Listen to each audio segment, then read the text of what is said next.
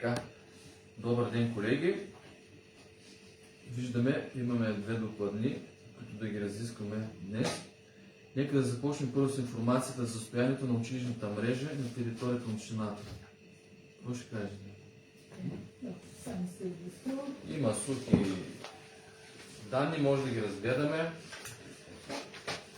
На 2-3 ще обясня за тази настояща учебна година 2024-2025.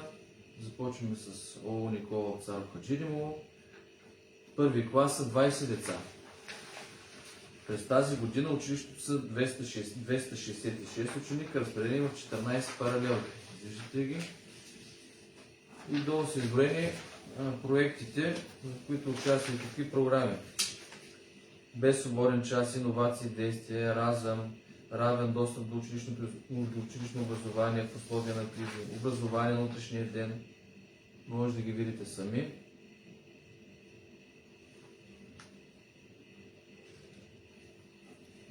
Както казах, първи клас стартират с 20 деца, което в тази обстановка е да кажем добре.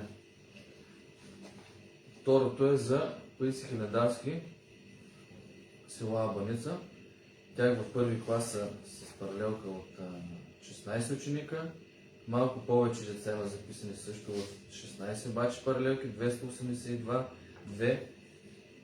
Те също са участници в доста програми и проекти, като проект квалификация на педагогическите специалисти, национална програма без отсъствие на училище, проект иновативно училище, иновации, действия и така нататък.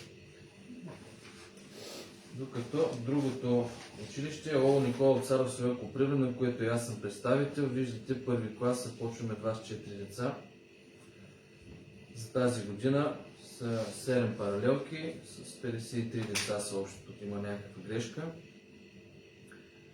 В училището виждате, се осигуряват се отделно обучение по дейности и проекти. Ние също участваме по някакви програми, като успех за теб, изграждане на STEM среда. Четете сега, не? И информация кратка и за училището в село Беслен, където са 6 паралелки, са 48 ученика. И виждаме, сигурно нещо не е отманато. Бласка не е отманато, като там има първи клас иначе. Виждате какво е дадено като проекти. За село Блацка са 5 паралелки с общо 40 ученика и програмите, по които те също участват. Кратка информация за детските градини. Ще зачита леко само за финансовото осигуряване на учебния процес. Анализите на данните за разходи на училищата към момента, както и прогнозните приходи до края на бюджетната 2004, очертава тенденция, за която някои училища е подчертано неблагоприятна и налагане извършване на промени в управлението. В условията на делегирани бюджети, директорите на общинските училища сами определят вида и размера на задълженията, които поемат, но неправилното планиране крие риск за възникване на много неразплатени разходи.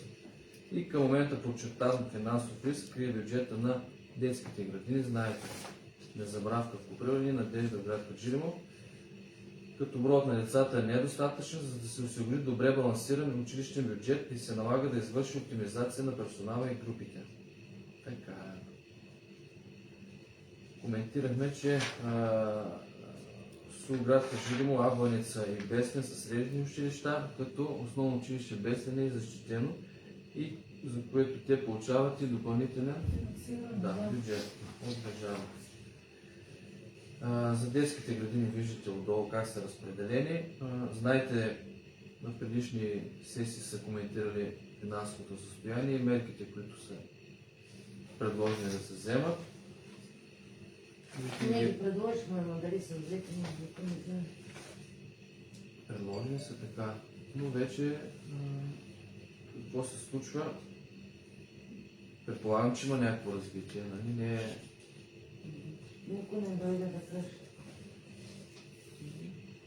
Не знам кой се отзова тогава. Това е относно тази информация. Ако има някакви въпроси, да ги разискваме.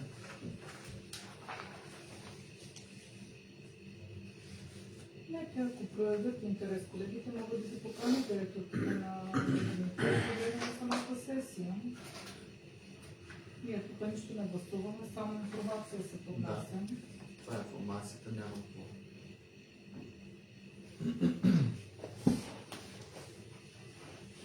Ако сме готови да минем на следващата плана.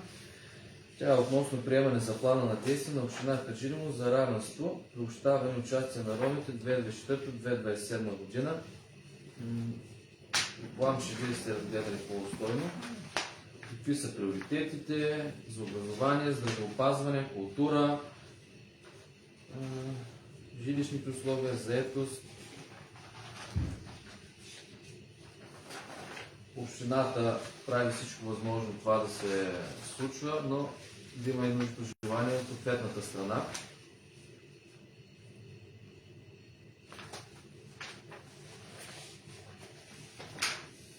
Трябва да вземем решение и да го приемем. Ако няма нещо друго, което да коментираме, да.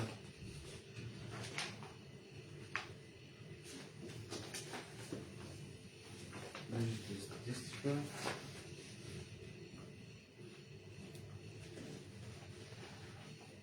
Увеличили сме го населението. Моля? Населението. Няма по-10 минути, сега сме на 100 човек. За една година. Дай Боже да има повече раздаемо. Дай Боже да е вярно. Интересно.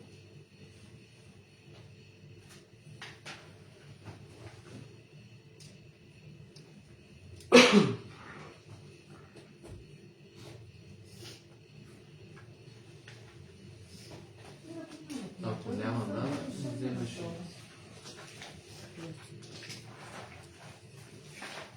Да.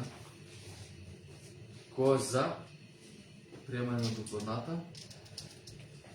От 5, 5 за, 0 против, 0 въздържали се. Това беше втората последна докладна, която разглеждаме. Ако няма нещо, да приключим, колеги.